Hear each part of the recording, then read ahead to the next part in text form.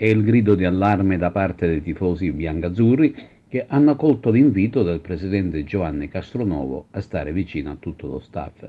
Ieri sera infatti la squadra è stata invitata in un noto locale di Via Atenea per incontrare gli sportivi e fare quattro chiacchiere da buoni amici. Ciò è servito a rinsaldare i rapporti di simpatia ed amicizia che costituiscono un volano essenziale se si vogliono raggiungere traguardi ambiziosi. Già da domenica la curva sarà rioccupata dopo un periodo di assenza dagli ultras, la cui assenza si è fatta parecchio sentire.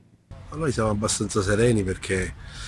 comunque sono partite che avremmo meritato la vittoria anche a San Cataldo, però gli episodi non sono stati dalla nostra parte, però la nota confortante è che la squadra continua ad esprimere un buon gioco, magari non abbiamo finalizzato per quello che produciamo, però sia a San Cataldo che domenica, ma anche col Castellammare abbiamo fallito 5-6 palle gol, quindi con un po' più di cattiveria ma anche di fortuna che in questo momento è mancato, penso che ci sarà un'inversione di tendenza. Poi purtroppo mi rendo conto che ad Agrigento si enfatizza tutto nel bene o nel male, perché guardando la classifica le uniche due squadre imbattute sono l'Acagas e il Dattilo, mentre qui qualcuno, fortunatamente qualcuno, diciamo, respira un'aria da funerale perché non abbiamo vinto delle partite. Mi sembra veramente assurdo, quindi dobbiamo un pochettino calarci nella realtà di un campionato difficile dove due battute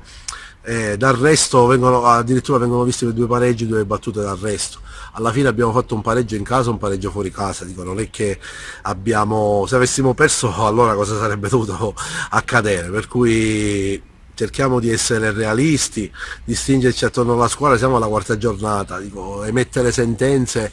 o nel bene o nel male, ancora siamo veramente all'alba. La cosa, ripeto, confortante è che la squadra, anche in un campo di patate quale è stato quello di Belmonte, dove giocare a calcio era difficile, ha sciorinato buone manovre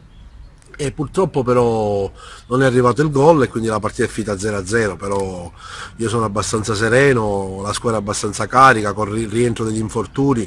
penso che si ritornerà al successo, spero anche domenica perché lo vogliamo a tutti i costi. Sappiamo di affrontare una grande San Cataldese ben allenata dall'amico Sebi Catania, però domenica, come dire, non guarderemo in faccia a nessuno e cercheremo di raggiungere la vittoria. Poi se così non sarà ne prenderemo atto, però la squadra è abbastanza carica e determinata per raggiungere 3 punti. Soddisfatto del lavoro fin qui svolto da mister Mutolo? Sì, assolutamente sì, perché se la squadra ha un'identità